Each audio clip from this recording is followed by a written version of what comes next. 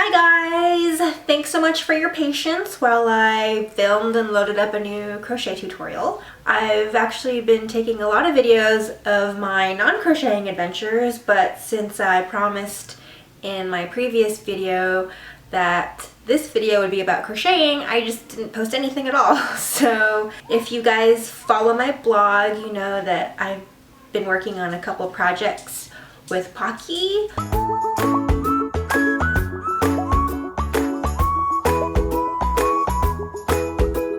I've been working on a secret book project for my friend's crochet book. I did Renegade Craft Fair, and I've ended at Kawaii Land with my brand Yummy You. So there's kind of been a lot going on, even though my channel has been dead. But anyway, it was my birthday on Wednesday, and I thought it would be fun to do the little crocheted cupcake tutorial that we'd been talking about in my last video. If you guys have been familiar with my Etsy shop, you'll be familiar with these little guys. You'll notice that first we'll crochet the base, which is what I call the cake part, and then we'll crochet the top part, which is the swirly frosting. And if you're a beginner, you can just use one color and that'll probably be easier for you. In the video, I will show you how to do two. It's just switching colors, it's not too crazy. I will probably make a separate video for cherry toppers and strawberry toppers. I don't think I'll do that all in the same video, or the video will be really long. But they're really fun, and you can kind of switch them up, you know, for different holidays. This might look familiar to you. I made this for Halloween, and it's a fun pattern because you can buy real cupcake toppers made out of plastic to decorate the tops of your cupcakes. And also, the reason why they're this shape, like the cake part is really short, is because I had originally designed these to be hair pieces. Because you know I like to stick stuff on my head. And so I didn't want to make them super tall. You know, I wanted it to still be kind of wearable for people who like adventurous accessories. So that's why they're this shape. I wanted it to look really cute on the head. So if you're, you know, a more intermediate crocheter and you want to change the shape of this cake to be more cupcake-like, that's going to be pretty easy for you. But as far as this tutorial, it's just going to look like this. You can stick little hair clips on the bottom, and they go in super easy and they look really cute. So yeah, let's get started. What we'll be using is an H-hook, or an I-hook if you're more comfortable with that, and worsted weight yarn. We will be using one of my favorites, Lion Brand Vanna's Choice, and let's get to it. Okay, so right now I'm using Lion Brand Vanna's Choice Baby. Lion Brand Vanna's Choice Baby in mint. And I'm going to work on the cake base first. And that's basically just starting with a circle. So you want to either make a magic ring or a magic adjustable ring, which I really fail at doing. I just chain 3, slip stitch to the first chain to form my own little loop, and then I chain 1. And round 1 is just working 6 single crochet into the ring, which is just how any basic circle in the round works. And again, single crochet is stick your hook into the next stitch, yarn over and pull through 1 loop, yarn over and pull through all 2 loops, and that's a single crochet. And I think I worked 2, so I'm just going to work 4 more.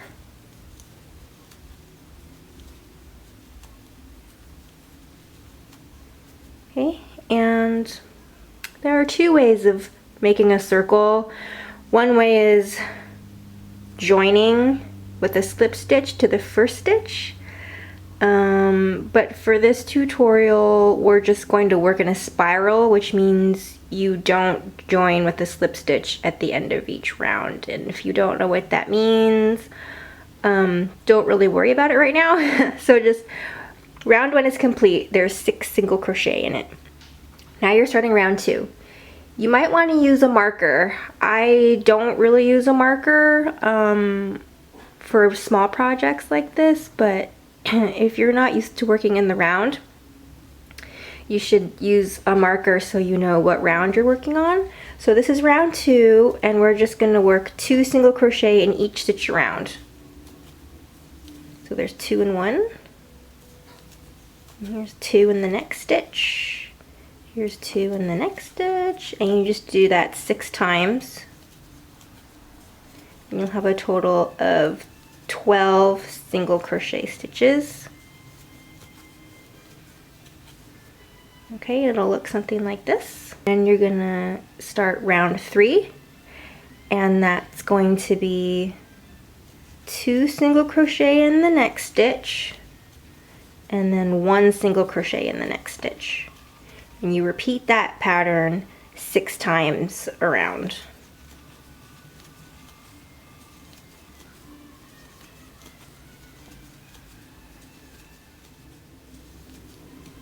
Okay, and now you should have 18 stitches. If you want to check and count, 1, 2, 3, 4, 5, 6, 7, 8, 9, 10, 11, 12, 13, 14, 17, 18.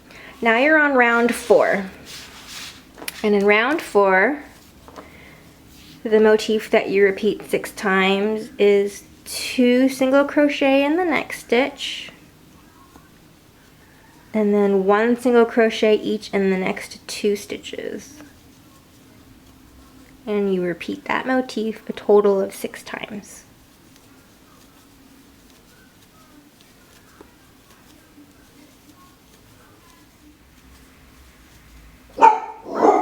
Sorry about the dogs. At the end of round 4, you should have 24 stitches around.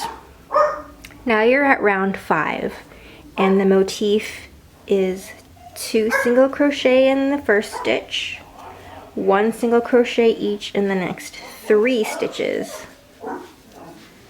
And you do that a total of, sorry, need to get more yarn, 6 times around. Try to get a little bit closer. Okay, so that's 2 in the first stitch, and then 1 each in the next 3 stitches.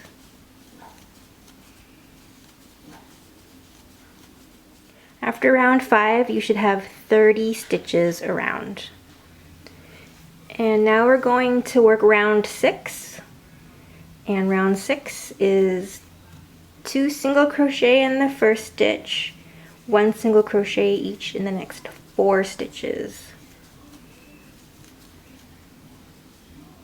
And then you repeat that 6 times around total.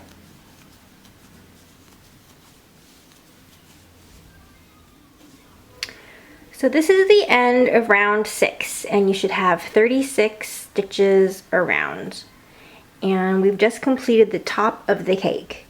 And so what we're gonna do now is slip stitch to the next stitch to round this off, sort of round off this edge. So the slip stitch is just insert your hook into the next stitch, yarn over, and pull through all the loops. But when you slip stitch, you generally don't want to do it too tight, so you just kind of make your slip stitch look like the rest of the stitches. It's really easy to yank on it and pull it really tight, but in some cases you may need to work in that slip stitch and you don't want it to be so tight you can't get your hook back into it. So here we're gonna make kind of the edge of the cake, like the height of the cake. And so we're gonna work this round, which I guess would be round 7, and we're gonna just work in single crochet evenly around, but in back loops only, and in patterns that looks like BLO. And what that means is you can see with your stitches, each stitch kind of looks like a little sideways V, and it's pretty simple. The front loop is the one in front, and the back loop is the one in the back. So when you're working in back loops only, you just work only in the back loop. I'm gonna chain 1, and then work in the back loop only of the first stitch, and work in the back loop only over the next stitch, and then We're going to do the back loop only all the way around, and see, it leaves the front loop unworked. And the reason why we do this in this pattern is it's going to help us create more of a defined three-dimensional shape. If you don't do this, I think your cake will end up not really having defined edges, which is fine, but it's not the look that I'm going for. Okay, we've just worked 36 single crochet in back loops only all the way around, and this is what it looks like. And then I'm going to slip stitch to the first single crochet of this round and to join. And then I'm going to work one more round of single crochet without any increases or decreases, but it's going to be in both loops. Back to working in both loops. This is giving our cake a second round of height. And again, since I designed these to be hair pieces, I'm not making the cake super tall, but if you're into having a taller cupcake, right now is the time to keep adding rounds here. Oops, sorry. It's kind of a weird looking stitch.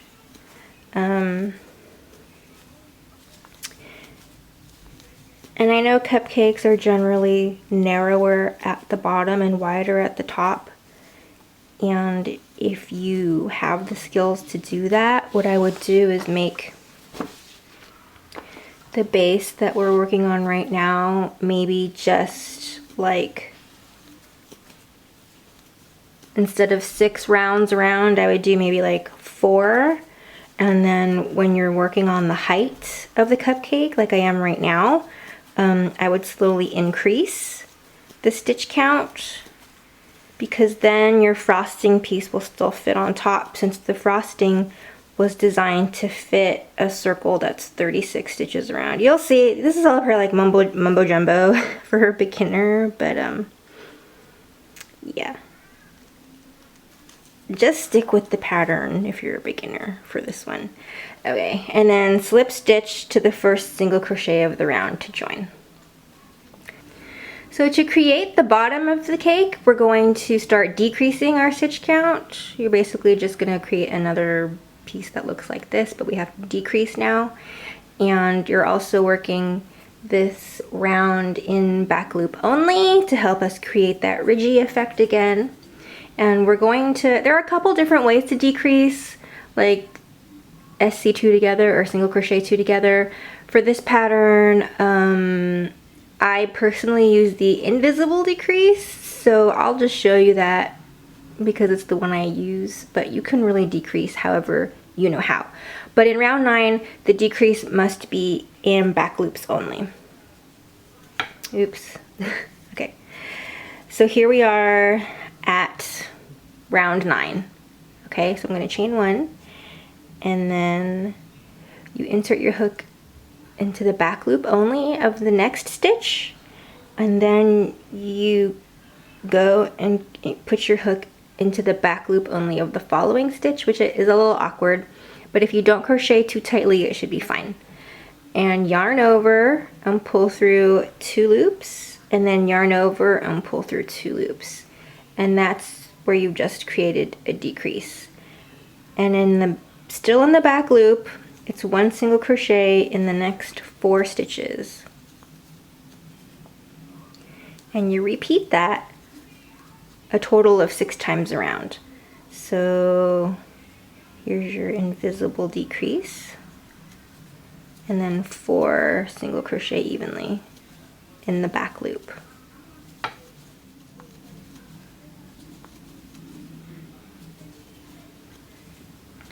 We're at the end of round 9 now, and we're no longer joining the rounds. We're going to continue working in a spiral, and again, if you need to use a marker, start doing that now.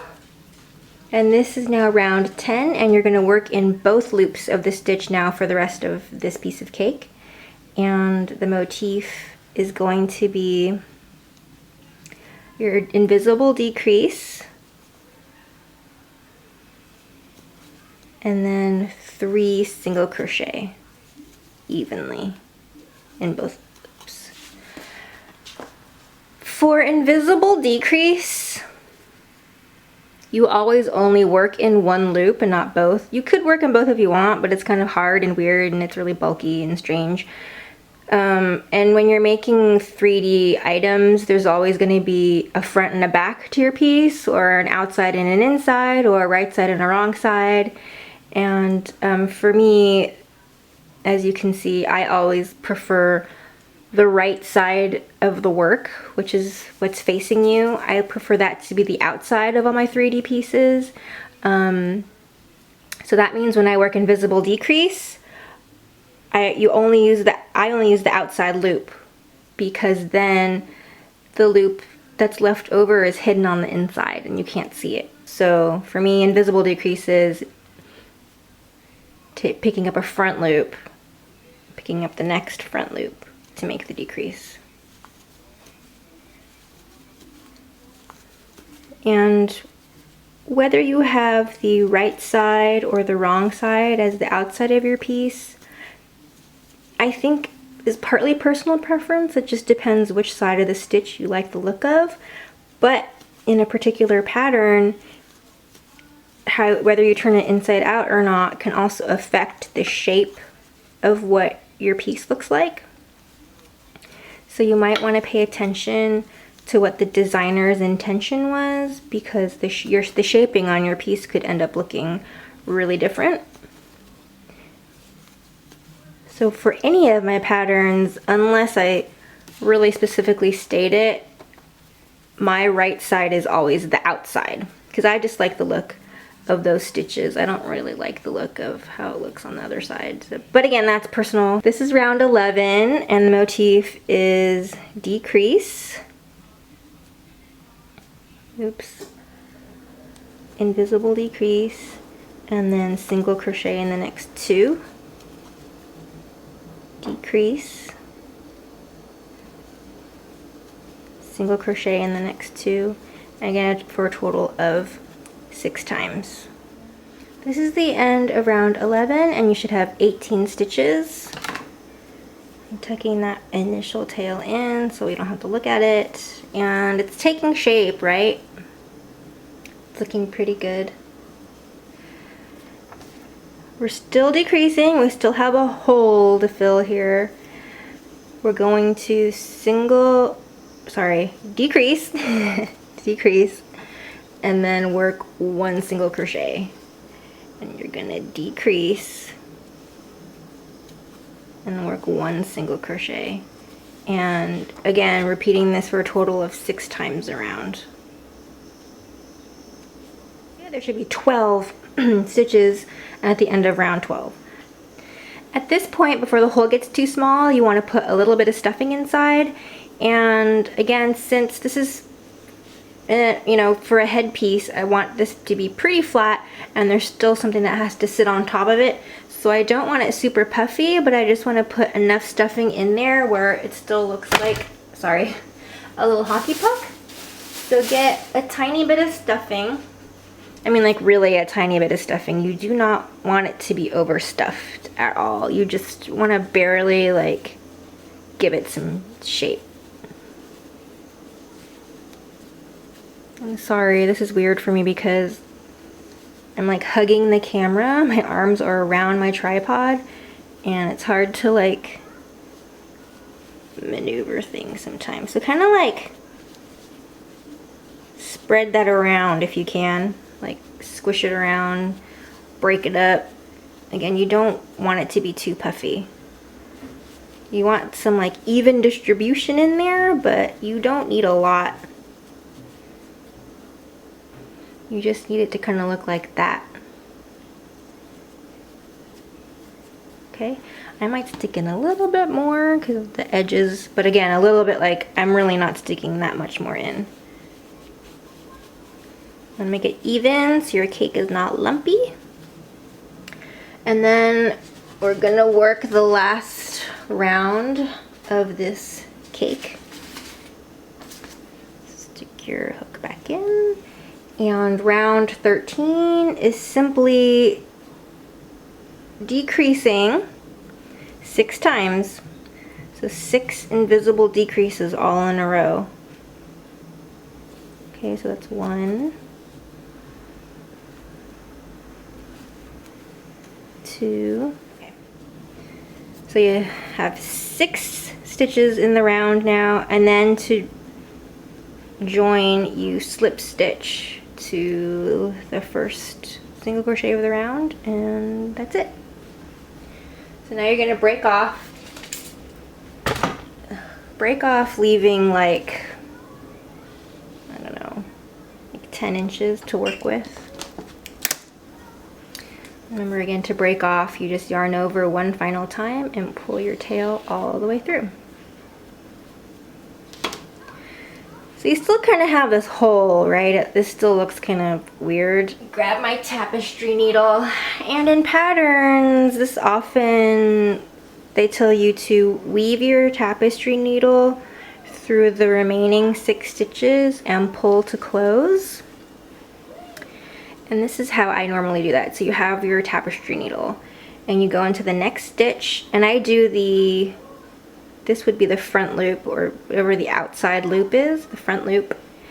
And I go from like in to out. So 1, and then in the next one, in to out, 2, 3, 4, 5. Oops, I didn't pick all that up. 5, and then 6, and then you just, you know, pull on it a little bit and it closes the hole. And then I would like tie it down, like tie it to a stitch before weaving your end in. But for me, since it's really important for me in this piece for my disc to be flat, like I don't want it to puff out in the middle like that, which it'll just do. That's just natural, that's what's gonna happen. There's nothing keeping all of this from doing this, right? But since I'm sticking my frosting on top and ostensibly I want this to sit flat on my head, I want to do what I can to make this as flat as possible. So sometimes what I do is I run stitches through the center of my pieces and it helps squish it together. So I would just stick my tapestry needle into the hole that I just sewed shut, pop it out on the other side in the center. You don't have to pull too tight, you know, you just want to make sure it doesn't puff. And then you stick your hook in this next stitch over. Make sure it comes out on the next stitch over on the other side. See how it just helps kind of helps control the situation. And for me, since I don't need it to look pretty on the top, like super pretty, if I can see these stitches, it's like not a big deal to me because there's frosting going on this side and this is just the bottom of my piece, which could be like on my head. No one's seeing it, so it really only takes like 2 stitches and it's pretty good. My stuffing is a little uneven. I kind of have some lumps. If you're really concerned about your lumpiness, you can travel your tapestry needle through to the place where you think it's like kind of clumpy and then do the same thing. Poke it to the other side. And just hold down a puffy area with like 1 stitch. Just kind of like tacking it down, you know, like if, but I rarely do this. I think I'm just doing this to show you that it's a technique that you can use for 3D pieces that need some taming. So yeah, just keeping that nice and flat. Okay, I'm gonna stop doing that. So just, you know, fasten your yarn down. I usually do a square knot. And then you just weave your tail through.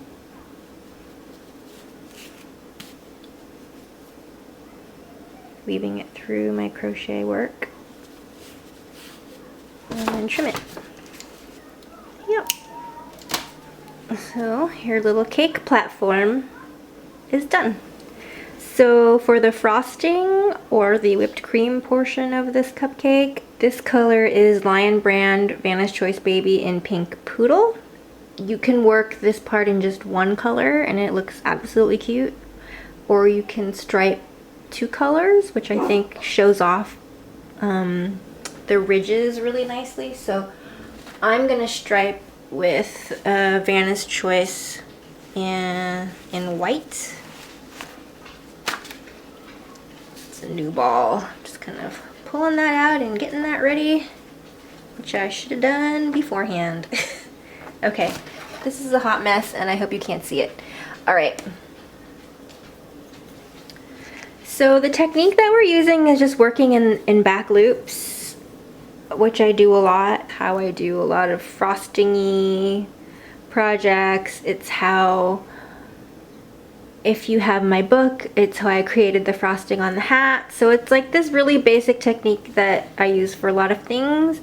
And for this particular frosting pattern, it's based off a lot of patterns for tawashi, or the Japanese face scrubs.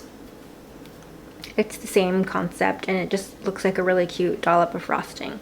Okay, so this is worked in rows, and just to prep you, it's going to be a rectangle. Okay, it's not a rectangle, it's a parallelogram. The stitch count is always the same for each row, but you're always going to be increasing on one side and always decreasing on the other. So it's going to create this angle, and that angle is what we need to create a swirly look. You'll see. So what you want to do is chain 21.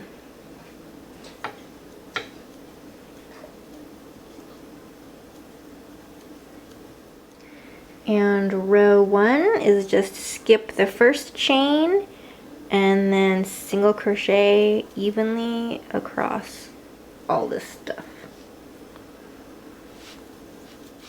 You will have a total of 20 single crochet after this first row, and then chain 1 and turn. Now you're going to start increasing, and you're always going to increase on this side now, and you're always going to decrease on the other side. And now you're always going to work in back loops only for this entire frosting. Okay, so increase in the back loop only.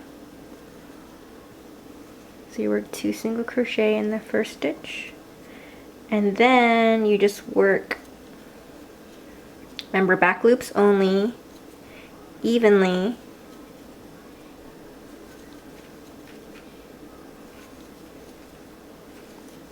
You just work single crochet evenly.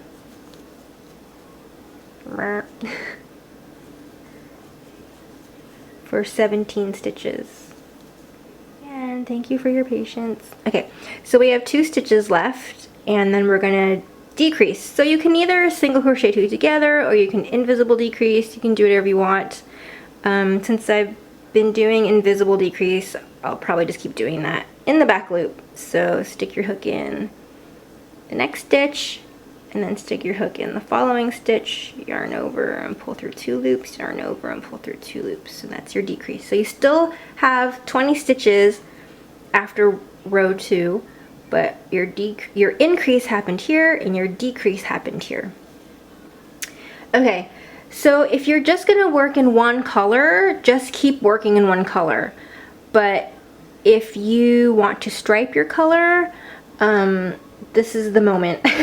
So what you're gonna do is you can switch the color. Don't break off. Just join your new color, and that can be your turning chain. Okay, and turn, and just leave that pink. We'll pick it up later, don't worry about it. You don't have to carry it through or anything. So this is row 3, and you're gonna decrease, so in the back loop, so single crochet 2 together, and then 17 single crochet evenly across. And I cannot see right now. Sorry. Okay, one more. I have 1 stitch remaining, and you're gonna increase. Just work 2 single crochet in that same stitch. Okay, this is after row 3.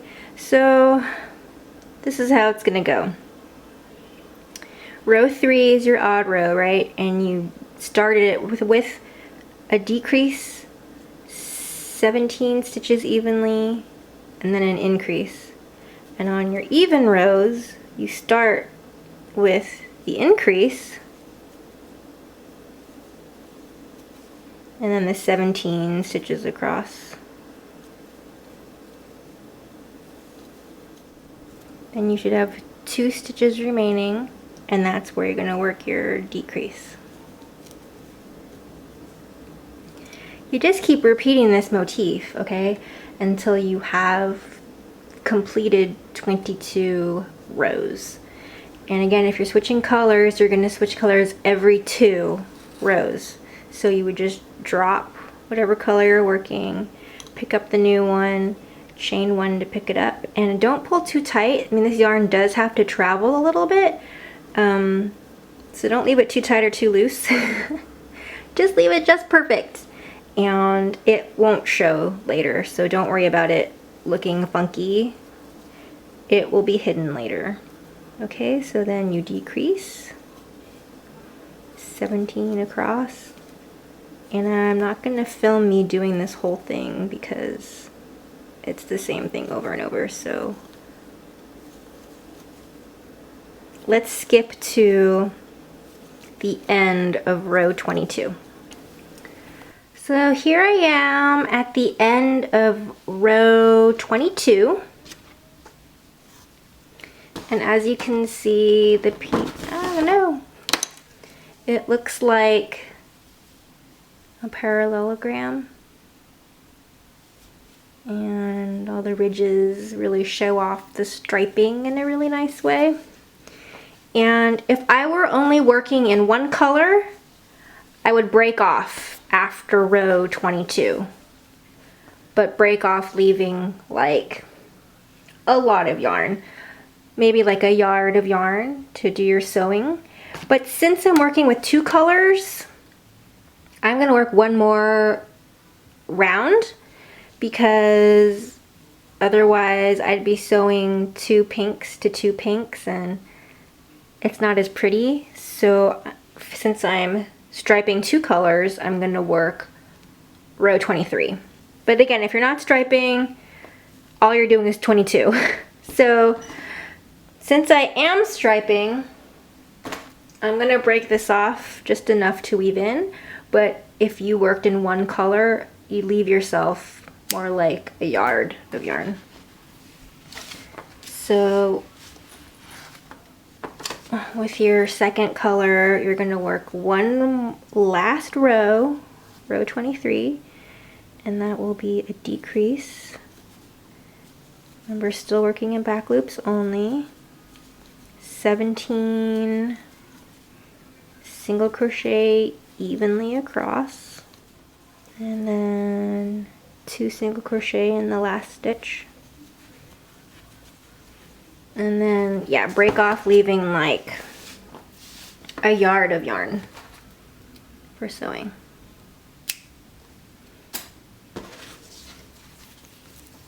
And there's a lot of like tails and dangly things dangling off this. It'll get better.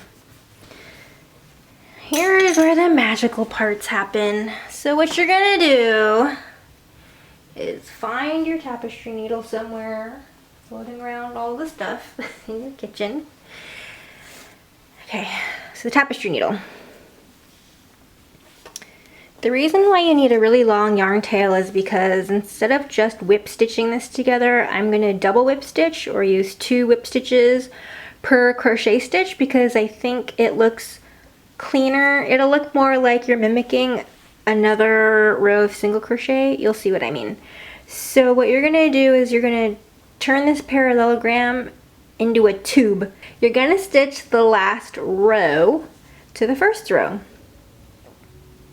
So just, it's going to do something like this, okay? Try to ignore all the little tailies sticking out. Just start doing it up. So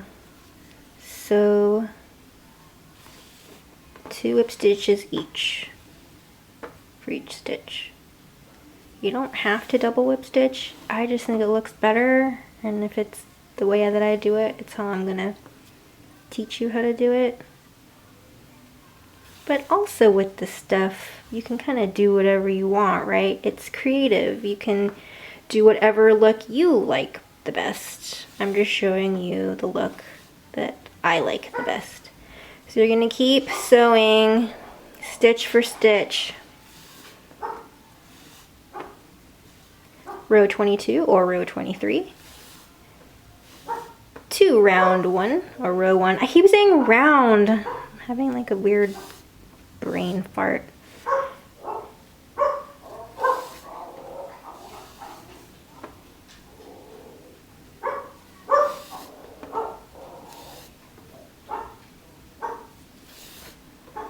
Okay, and this is probably pretty boring to watch.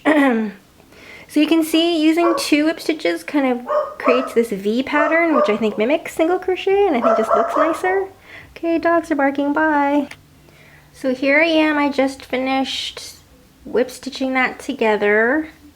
And so you see you have like a little tube now. And you can shove all the other yarn ends into the tube, or you can weave them in if you want, but for the sake of efficiency, I'm just stuffing them in there. Everything's gonna be hidden inside anyway. So now what you're gonna do is you're gonna sew up both of these holes. And I think it looks best if you weave in and out every other row. So basically at every color change. So I'm gonna go in and then back out.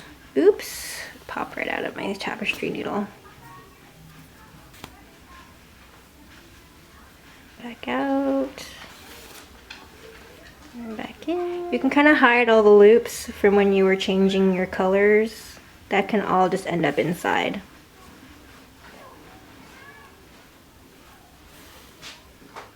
So make sure you've gone all the way around.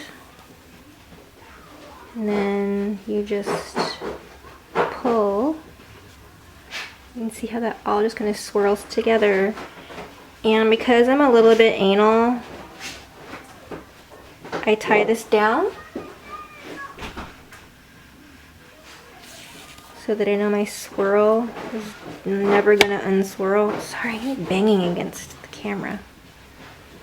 Okay, and then you don't have to break off or anything just yet. Poke your needle through the center.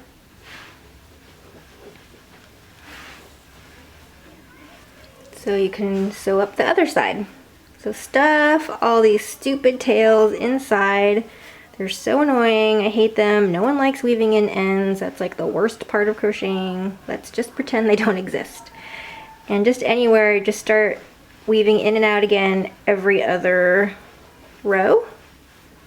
At the edge of your rows, or wherever there's a color change, just weave in and out.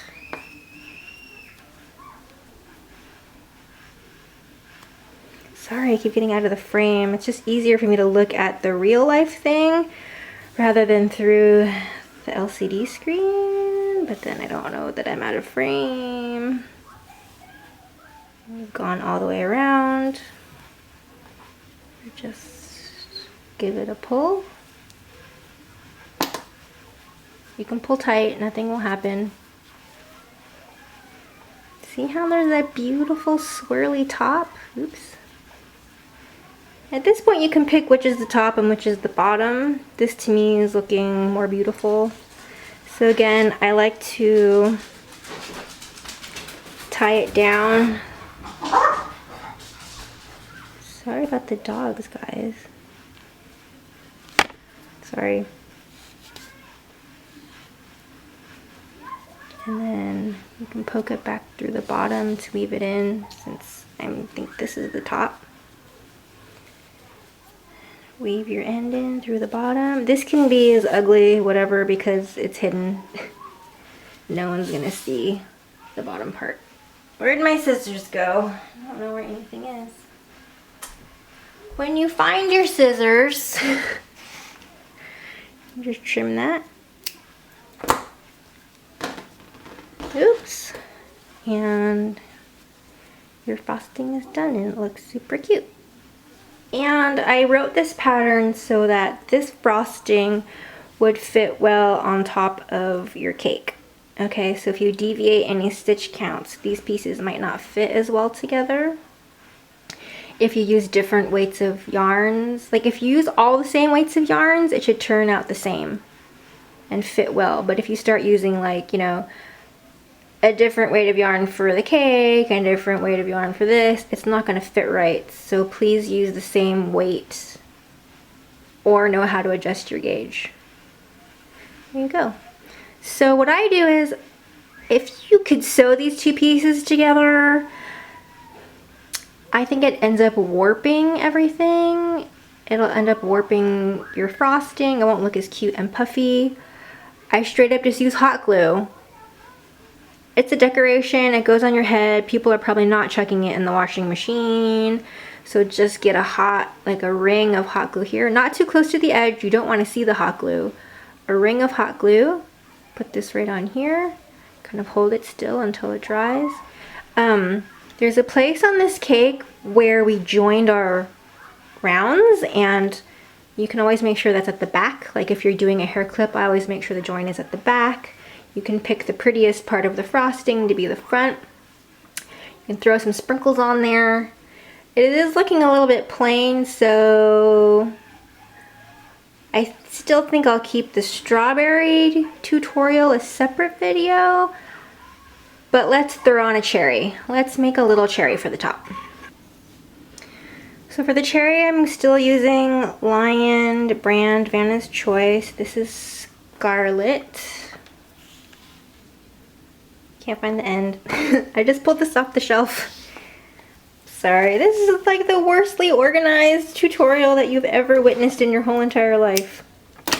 But I hope to make up for it with a really cute cupcake project at the end. Okay. So here's your red. What I like to do is unravel or pull out some yarn beforehand that you can use for stuffing later. Especially since we're stuffing such a tiny ball, you don't need a lot. And I think if you use polyfill, it would get super annoying. So just give yourself maybe like 8 inches of yarn. Like, you don't need that much stuffing. And you can always stuff in more, but I always think it's just handy to have it already like there for you.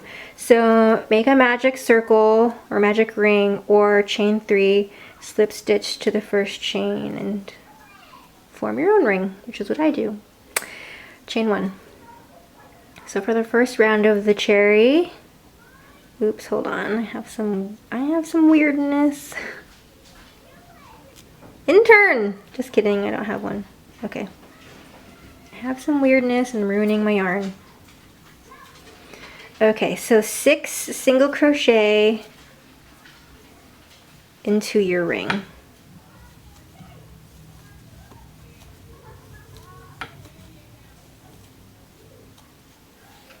Don't join your rounds. Round 2, 6 single crochet evenly. I like the right side to show again, and it can be more annoying to work that way. You can always pop that sucker inside out if you want to work, you know, this way instead. I'm not explaining that well.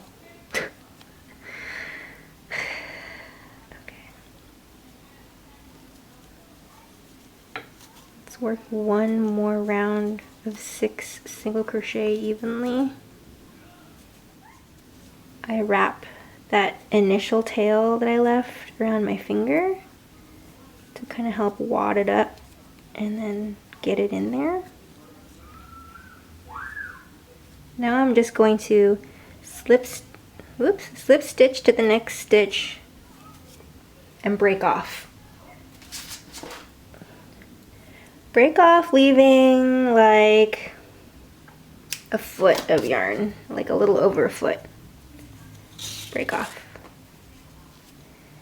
And then you're gonna use your tapestry needle to weave through the remaining 6 stitches and pull to close. Right, so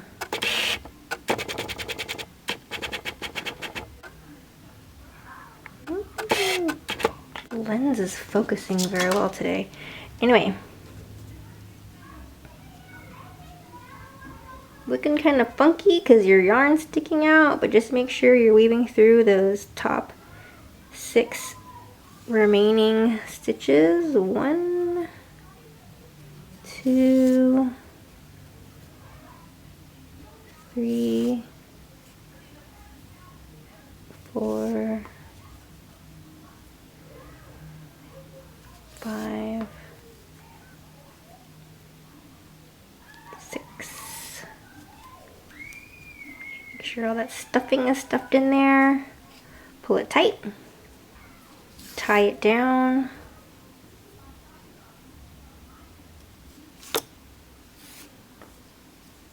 To create the cherry stem, you could just, run your needle through the center bottom, back out the center top, and just cut. We might do that today because it's more simple, right? And then decide how long you want your cherry stem to be. And make a knot. And then trim it right above the knot. I normally create a very tight chain for my cherry stem, but I'm just gonna keep it basic today. Just do it the easy way. We'll do a cherry and strawberry tutorial later. And then again, you could sew it, but I'm perfectly cool with hot glue. I'll put a little dab of hot glue down there. And have a super cute cherry. And if you want, well, that just sticks right up. You can put sprinkles or beads or whatever, and you have a super cute cupcake. So I hope you guys have a lot of fun crocheting your own cute little cupcake hair pieces. You can either wear them on your hair or just leave them in a display, like on a cake stand at your house. They make super cute birthday gifts. Instead of the cherry, you could pop a real birthday candle on top. I would not light it, of course, but it makes a cute decoration, like for someone's desk or their room. The full pattern will be available for free at my blog, blog.twinkiechan.com. I have other patterns for sale at twinkiechan.etsy.com. And I hope you have tons of fun playing with your mini cupcakes, and I hope that you guys show me all your photos and all your videos of your cute cupcake collection. And we will see you next time. Bye!